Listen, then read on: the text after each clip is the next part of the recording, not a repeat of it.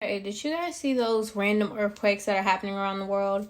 And if so, who read the book of Matthew and was like, I told y'all Jesus said what he said. He said what he said. Now there's random earthquakes in places. God is coming back. Let's all prepare. Okay, so we just got to the room and it's our anniversary weekend. So I'm going to show you guys the room we got. And we got it for like $100. And it is like really nice. But that's because it was like a midnight special, so hold on. So this is when you first come in. You have like this closet space, the iron, the drawers, the fridge, the safe. Then you come over here and you have the vanity and the sink. And there is the bathroom, and he is making the loudest noise. Then you come over here. This is a connecting room, I believe. But then you get to the room. This is the bed, and this is the telly. And we're watching the Venus and Serena movie. Why are you jumping on that? Oh my gosh. I didn't use like the best human hair or anything like that. I literally used some hair that was like $40 for like 4 bundles of 14, 16, 18, 20, and 22. And I only used 2 bundles of, well, a bundle and a half in my head. So I still have quite a bit left. And the hair actually felt really great. The quality is really good. It is a deep blue. No, this is a loose wave actually. And I just sealed it with my braiding hair by putting it in hot water.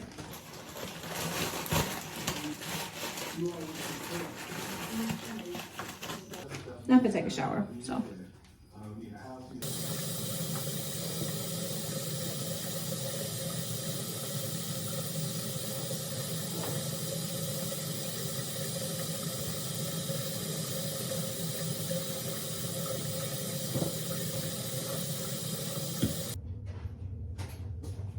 What's in the bag? This bag? The clothes and put them in the bag. You see them? In the bag in there or this bag? Oh, the bag in there. I'll put them in the green bag.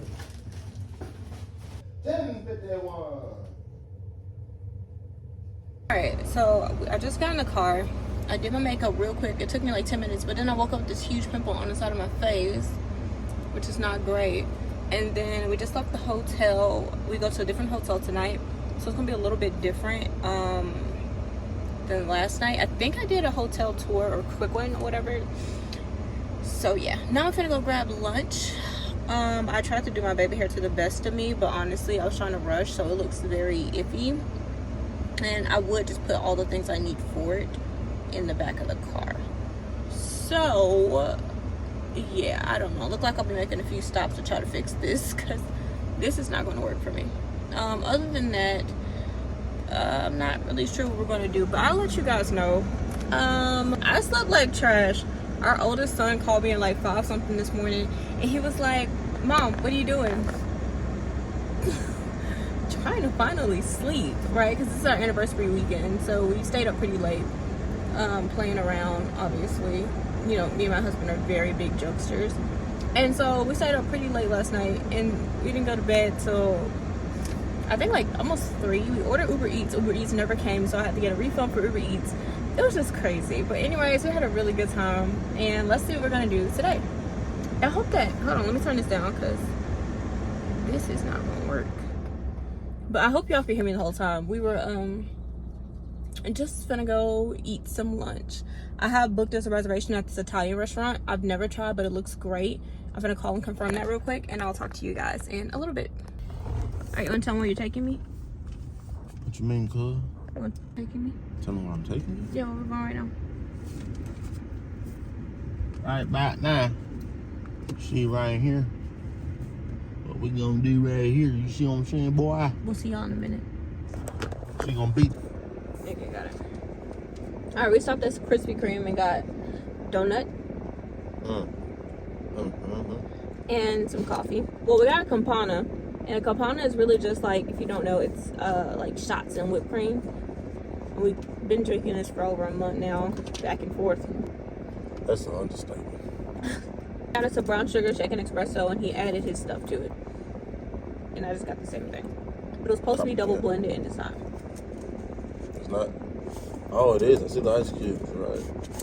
And what I'm understanding versus what other people might be understanding is probably two different things. They look at it as like, oh yeah, the people were divided up into all these different groups. That's how you get the name. They go astray and worship other gods and everything like that, and all this stuff, right? Mm-hmm. What I see out of it, what I'm getting out of it is like, God knew that the divine council was going to do what they did. He knew that the spiritual beings that he had put in place as to be leaders and whatnot of the other nations of people were going to turn on him. That he knew that they were not loyal to him. He knew that. And so it's like, well, why wouldn't God just get the strongest and best nation there was? God, because that's how he proved his power through the weakest nation, actually. Mm-hmm. And he built them up to be a strong nation. And even in the end, it will be the strongest one is Israel. And I think he was proving a point. Yeah. He was and all of this stuff. Yeah.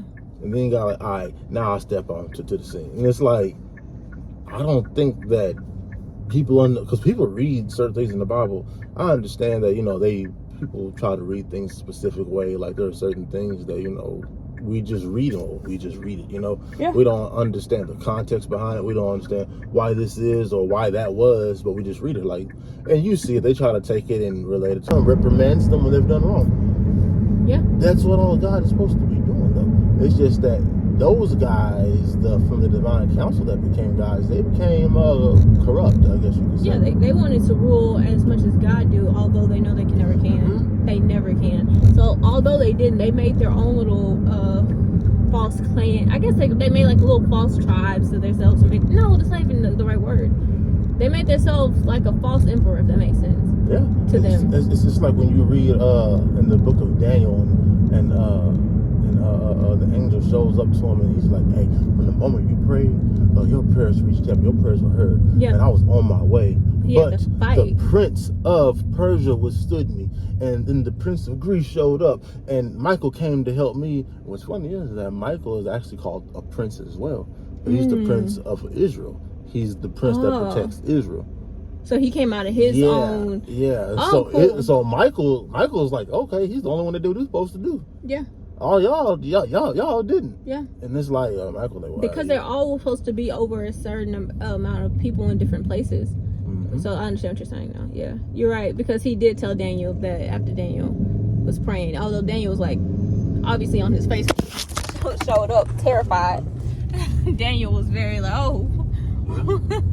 But I think it was pretty cool that he explained that to Daniel. I think that was necessary for people to understand the angels can come to you. They can talk to you. They can speak to you. Mm-hmm. But they are most of the time, you don't want to talk to them because, like, first of all, they don't look the way we think they look. No. And every time somebody mentioned seeing them, they were terrified.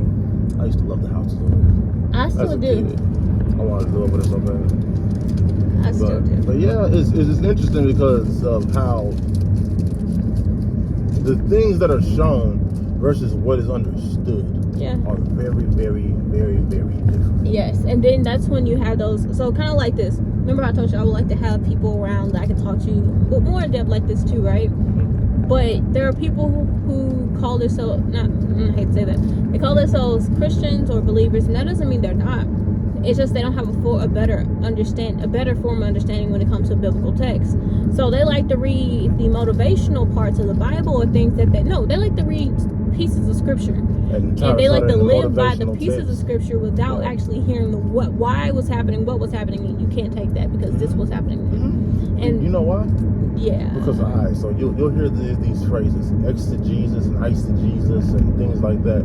All it means is one is where you read Christ into the text, and the other one is when you read yourself into the text. Yeah. It means you put yourself in there, and it's like you can't put yourself in that position. You weren't in there. Yeah. But you can read this word and understand why. The word is to teach you, to guide you, and to tell you what and what not to do. Why was this happening to the people? Why do you need to know the history? Because even when we're talking about the descendants of Jesus, you need to know that all these people connected to Jesus coming. Mm-hmm. Like there's a reason why they're all blessed. It wasn't like we're talking about. It wasn't through them. It was because Jesus was blessed himself. This is something that I think that kind of gets lost. Is that when you look at the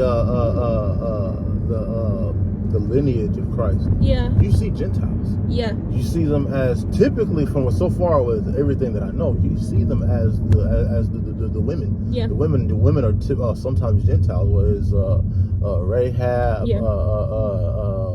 Ruth, which was a Moabite, and so forth and so on. Right? Okay. You see is that a Hebrew, Jewish, Israelite, whatever you want to call it, man, takes on a Gentile wife. Yeah. Because even Enoch. Because when they not Enoch, I'm sorry. Even Esau. not Enoch, Esau. No, Esau. Those were Esau. Well, Esau did have Canaanite women actually. Remember? Well, Esau wasn't even a. He was an Arabian, so he wasn't really even Jewish. No. He's of the line of Abraham. Mm-hmm. However, Israel did not start until Jacob was the one that really became the progenitor of what Israel is. Yes. Esau's people would be like the distant cousins. It's sad because Jacob and Esau are still twins. Not even Esau though. It's also no, Ishmael. Ishmael. That's his name. Wrong person. Here we go. Wrong person. It is Ishmael. Ishmael was the one that was helped be made by the handservant. And so Esau and Jacob were the twins, but Jacob was the one that was the leading of Israel because of the birthright, right? Yeah, it was supposed to be him, but it's supposed to be Esau, but Esau gave it up for some lentils. So some lentil soup. But some lentil soup, red lentil soup. So when it came to like, gave it up for his favorite food, boy. That reminds me of someone getting into the interrogation room and snitching for a sandwich, boy. No, they snitching for Burger King. But the craziest part is when we were like talking about like the lineage. The lineage is very important, and I did we're gonna stop at your grandma's house. Maybe I'm thinking about going there and say hey to her real quick. I didn't get to what's it called, baby? Oh yeah, we didn't get to like talk in depth about it. Me and my friend I told you about, I was trying to tell her about the lineage, and we didn't get the Bible study either because our priorities changed. It started. You're right. And the thing is because it's all in Genesis. Well, that's because when I asked where you are biblically, what is your understanding? Mm-hmm. It was kind of portrayed like, oh, I get it. Well, don't ever take what they say is. I get it. Yeah, I said I get it, and then they told me you might have to die. Die?